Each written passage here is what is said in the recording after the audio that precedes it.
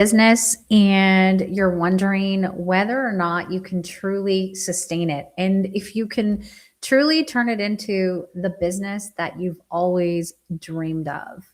My name is Claudia Garcia, and I have been a serial entrepreneur for, well, most of my life. And for the last 18 years, I have kept the same small business running and sustaining it through so many changes, so many things happening in the world and industries switching up on us and things happening. But I've been able to sustain it doing a few things and by being really stubborn. Today, I want to talk to you about the things that have allowed me to actually stay in business as a small business owner. So I'm talking right when I talk about small business owners, I am talking about if you are, you either have a small business where you serve a small amount of, people, or you make under $1 million in revenue. But a small business to me is somebody that is serving a handful of clients and is doing it really well.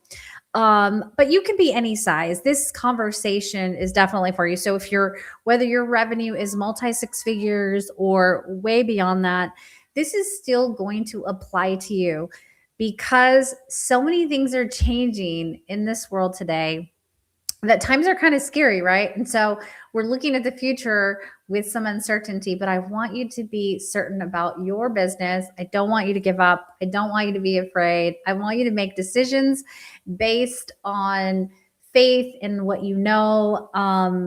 And so let's dive right into it. So I want to tell you guys a little bit about my story because success showed up in like the craziest way for me. So my husband and I had tried every single business under the sun. We owned a coffee shop. We flipped houses. We tried the MLM route.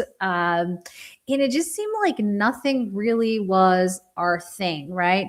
We had a lot of fun with the coffee shop. I love retail. I love transactions and I love a cash register and all that stuff. And I also loved that I could sell things in this coffee shop. So we sold books and mugs and all sorts of things. And it was so much fun. But we found ourselves not making any money, like not any real money, right? So when Starbucks decided they were going to take over the world, we decided we would sell. And so we sold, and my husband wanted to try, at this time in the building in real estate industry, it was right before the crash. Was really taken off in our area in Southern California. So he wanted to invest in cement trucks and possibly start a cement truck business. And so he decided he would get a job first with a cement company and learn the routes and see ropes and see if he really loved it. So he did that, and he almost lost his life when he rolled a fully loaded cement truck down a massive residential hill. So after that, I quickly ran to get a job because when you have a small business, sometimes you can have money 1 minute and then customers are gone the next minute, and you have so it's sort of not as stable as you need it to be when you have tragedy hit your house, right? So in our case, we were still very young when this happened.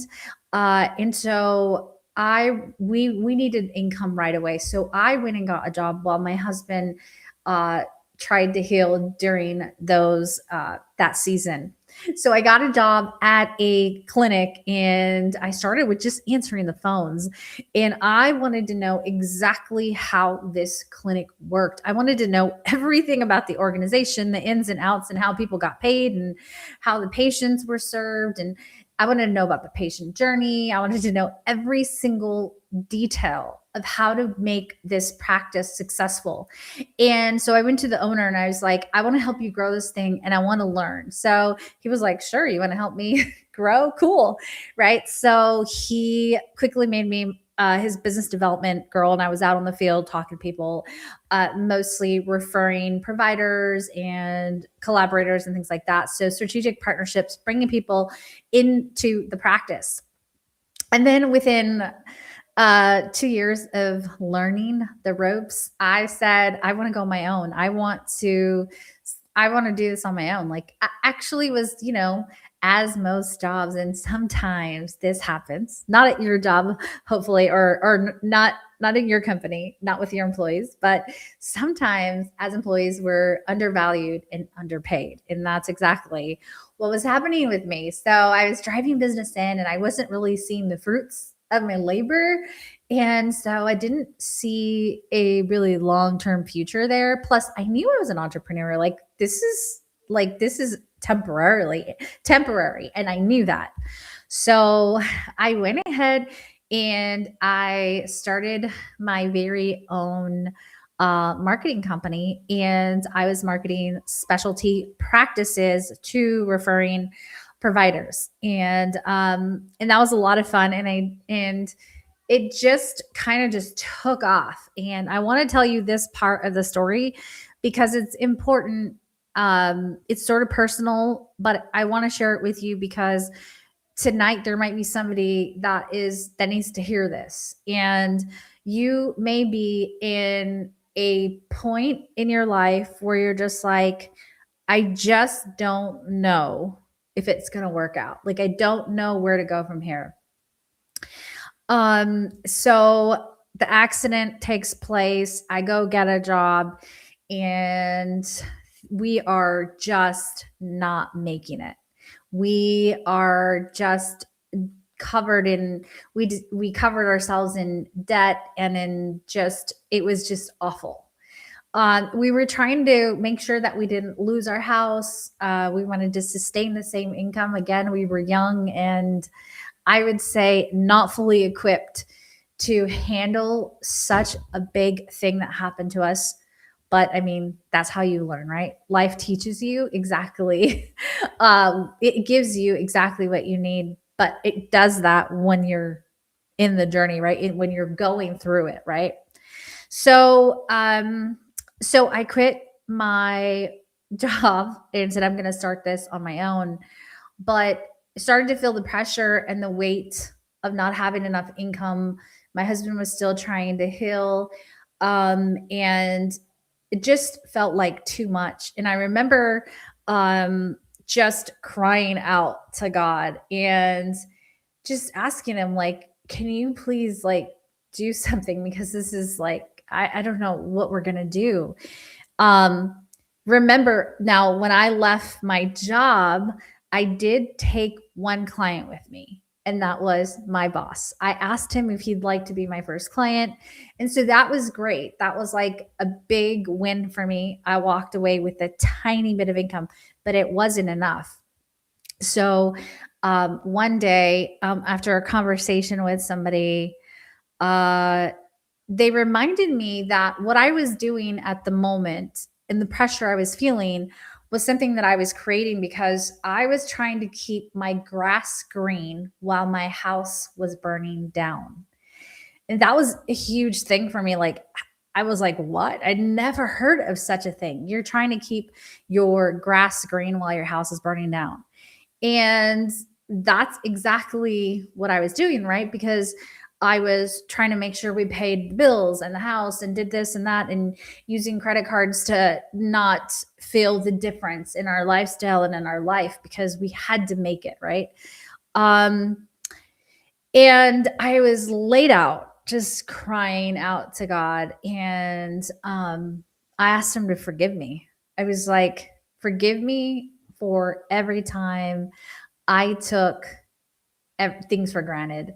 My house, the roof over my head, right? My car that I drove, the money you put in my pocket, the times that we were so blessed. I mean, we were in our 20s and we were flipping houses and we're making like so much money so fast in our 20s. And so it was like we had so many blessings, and yet it felt like I had taken it all for granted. And it wasn't until we were in this space of like being stripped away of everything that I knew that I didn't really, we weren't good stewards of the blessings, right? So I started to ask the Lord, forgive me. Forgive me for every time I complained. Forgive me for every time I spent a dollar incorrectly, like, you know what I mean? Like threw things away. And we still do that. So I'm like still praying that all the time. Like, forgive me, God, it shouldn't have just thrown that away. I should have blessed somebody with that. But so that day, after praying this prayer and like pouring out my heart to God and crying, I got a phone call, and it was this lady, and she said, Claudia, are you still marketing? And at that moment, remember, I was like wanting to give up, and I really was questioning, like, did I even do the right thing? I quit my job. Yeah, I have one client, but it's still not enough. So I'm questioning all these things, and I just said, yes, I am. And she then, she then said, well, cool. I have some doctors that could use your services. Can I connect you with them? That conversation led me to my second client, my third client, my fourth client, my fifth client. And before I knew it, I went from making like $2,500 a month to like 30,000. It was almost as though that prayer that I prayed released the blessing. And it was because there was a lesson to be taught in all of it, right? In the accident and in the going back to a job that was paying me very little, to like knowing I had so much more to give than what they were even paying me or what they were acknowledging. And so when I when that happened, God just showed me just how faithful he is. Also, I learned that when you don't give up, you show up, you don't give up, that you persevere. And had I said no to that lady, like, because I would have given up, because I was already like ready to just throw in the towel. If I would have said, not really, that would have been the end of my business. But instead, it was a yes. And how can I serve? And that yes, how can I serve, has kept me in business. That attitude has kept me in business for almost 20 years in the same business. And today I still serve the private practice, and it's like crazy. I was talking to my husband about one of our clients who literally has been my client for, I don't know, like almost like over 15 years. And we always laugh about this because this doctor, like we always say, he won't go away. Like, we love him. I mean, he's like the best thing ever, but I'm just saying, like, he won't go away. Like, there were times where I was like, I don't think I'm going to offer that service anymore. And he's just like, well, I still need your help. So can you please just help me? And it's like, there were things like that, but he's still faithfully using my services and faithfully sending me a check every month. And yes, he writes a check and sends it to me every month. But like, to me, when I look back at all of that, I think about the goodness of God and the goodness that comes from not giving up and from persevering, right? So I want to encourage you guys to not give up. So 20 years, I want to tell you about some of the ups and downs and like what's happened, because when you think about it, it wasn't an easy path. So yeah, I got all these clients. God is good. And I want to tell you that every single time that I walked into a place and I said, well, this is my service and blah, blah, blah, it was almost like I never got a no. I always got a yes. It was the weirdest thing. That told me that I was in the right place. I was using the right gifts. I had the right offer at the right time, and I had the right customer. And that is sometimes the hardest thing about having a business. Is it the right season? Is it the right offer? Is it the right customer? Right? And are we showing up in such a way that people are like, I need you. Let me just write you a check. The very first, my very first client after my boss, who accepted, my exit and became my client, was his biggest competitor. And his biggest competitor, I was actually not going to go because I was like, ooh, I can't do that. Like that feels icky, like going to the my ex-boss's biggest competitor. And my husband's like, but you're on your own. Like, that's what you do. You serve multiple doctors now. You don't just serve one. And I was like, you're right. So I showed up. And I'm telling you, it was like that day, it was like, he didn't really care about my spiel. He's like, oh, you work for so-and-so? Oh, you must be good. Cool. How much? And I remember giving him a number and thinking, like, I probably could have said like double that and he would have still given me a check. And these providers worked for me for years. If not, they're still with me. Some of them are still with me. And as I mentioned, one from earlier who's been with me the longest. But so what's the lesson in it? Is like, don't give up. But another thing is that business shifts, seasons shift. We're in a shifting right now with AI and everyone's freaking out. But let me tell you, like, AI has nothing on God. He has nothing on AI has nothing on what you're called to do. And the way that I look at business today is that I have a service and God has the clients, right? So what comes in between the service and the clients is really the showing up, the being disciplined and doing the boring work, right? Like showing up, being consistent, constantly doing the same thing over and over. And I've gotten bored a million times and I've wanted to quit a million times.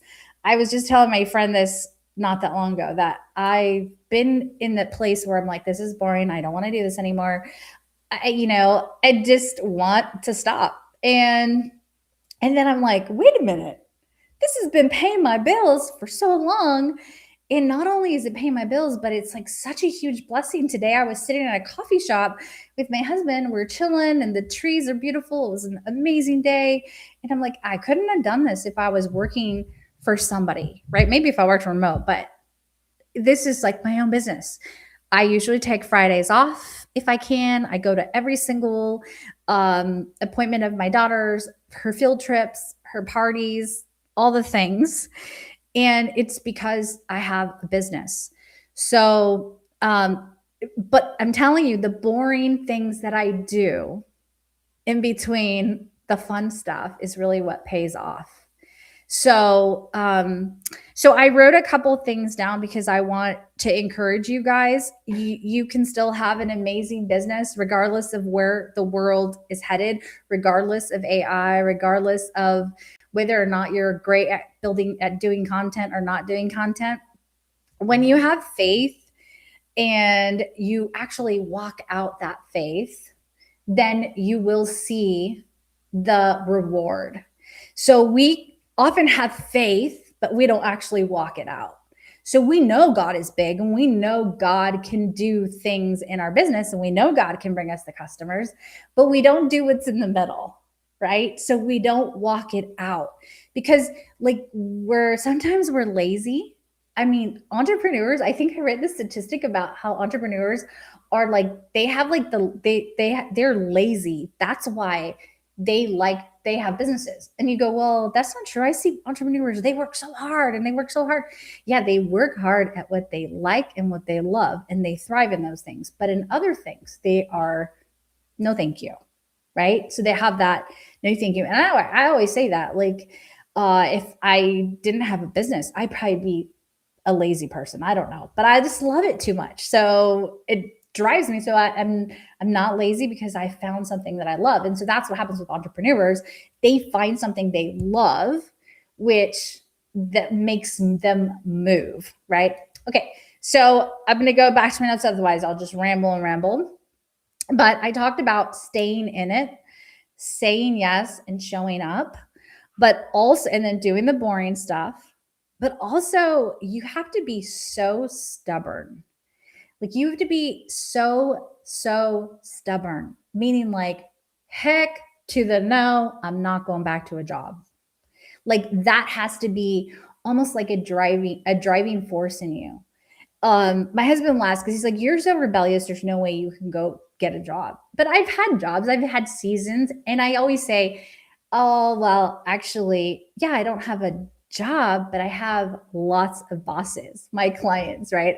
So that's a way that I keep myself accountable, is that I treat my business like it's the job, but it's the job I created, so it's a lot better than working for somebody else, right? So, but you have to be so stubborn. You have to be like, there's no way I'm going to take a job because you know what? I have right now what it takes to make this work. And God has the customers. I just got to show up, right? So yes, you have to be stubborn. Another thing is that what did I write here? Because my notes are super messy. Oh, you have to hate being broke. Like you have to hate it with a passion. Like hate it so much. One time we were somewhere and things were getting like kind of seemed like things were drying out. And I told my husband, I said, you know what, if the day that we go broke, it's a choice. And people don't look at it that way, right? People don't look at being broke as a choice because they go, well, there's all these circumstances around me. And yes, there are all of these circumstances around you and around us. But when you know how to make money and you have faith and you know somebody will pay you for that thing, then if you don't sell that thing over and over, that's on you. Like that is on you. So if I know that my specialty doctors need me out in my community talking about them, driving business to them, and I don't go out to the marketplace to offer this service, then it's my choice. It is my choice then to be broke. So this might seem controversial to some people because I've heard, like, oh, that's not true. I would never choose to be broke, but I can't find a job or I can't this or I can't that. And yeah, that goes back to you have to hate being broke because there was a time when we were young and I remember like crying to my mom and like saying like because I grew up with so much. I was like literally brought up in a household where I got everything and I didn't really know scarcity. I didn't know it. My parents didn't talk to me about if they were struggling, they never talked to me about it. I didn't know scarcity. My parents didn't teach me scarcity. And so as an adult, I was like, I'm unstoppable and my God's a big God and I know blah, blah, blah, I can do this. And so that's just who I was. And then I married my husband, who is amazing, super hardworking man, but he grew up with lights being turned off, on a super hard budget, being moved around a lot, parents separate. Like there was things in his life, his circumstances were so different. So when we came together, there was this like kind of clashing of mindsets, right? Because when he has money, he like wants to hold on to it. And when I have money, I'm like, whew, throw it out there. I want to harvest. I look at it like seed. So I literally, I love releasing the money. And of course, a good steward and releasing it to the right places, right? So, but so back to like the circumstances. Like, so some people will literally see their circumstances and then make a decision about their business. Others will see their circumstance and say, heck no, I'm not. I'm fighting this. Have you ever seen those? Have you ever heard those like testimonies of these people that they were dirt poor? Everything was, they had an awful upbringing and then like they're multimillionaires now because they made a decision, right? That they weren't going back there and they weren't going to live like that.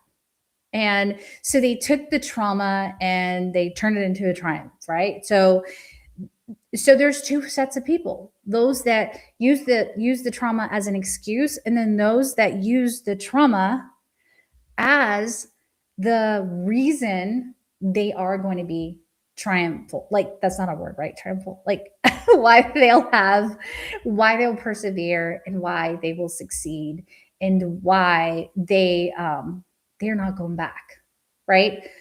So my heart has always been to tell other people that what's inside of them was placed there for a reason. And you may hear it all the time from people, but it doesn't really matter how much you hear it.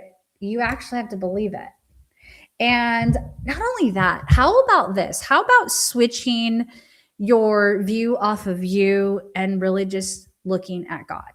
Because it's easier to succeed when you know that you have a big God behind you that actually has called you to do big and mighty things, right? It's so much easier than to look inward and go, I suck. Like I didn't show up. I couldn't do this. I didn't do that. I messed up here. I messed up there. I can't focus. I can't do this. I can't do that. And if we look inward, it's so easy to throw in the towel.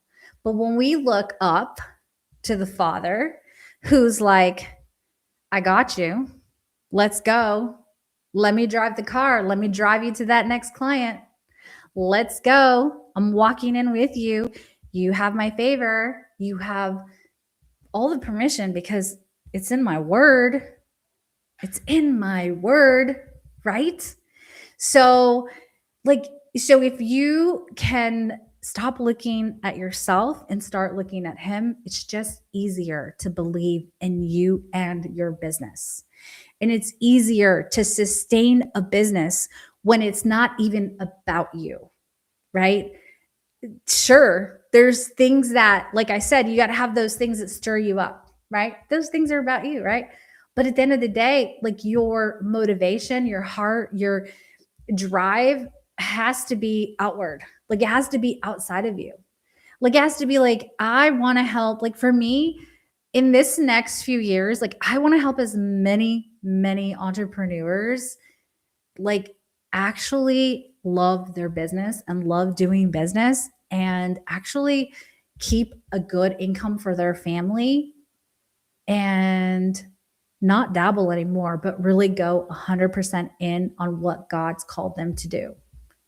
So if that's just by showing them that I could do it, somebody that was like not good at school, somebody who has never been so eloquent, see, there I go, eloquent at speaking or anything like that. If I could walk in and have favor of those who have education way further than I do, then you too can succeed. You too can sustain multiple six figures. A lot of people are like, I want to be a multimillionaire. Well, start with making six figures. It's attainable. It's not that hard. Like, and I know you're like looking at me like I'm crazy. Like, what do you mean it's not that hard? It's hard. It's not that hard. You give your all to a 9 to 5. If you took that same energy and you put it towards your business, I promise you'll hit six figures pretty fast. So I'm going to end with this. I just wanted to share my story, but at the same time, give you guys those tips, right? Like stick with the boring. It pays off. Stop looking inward, look outward, right? And show up even when you want to throw in the towel.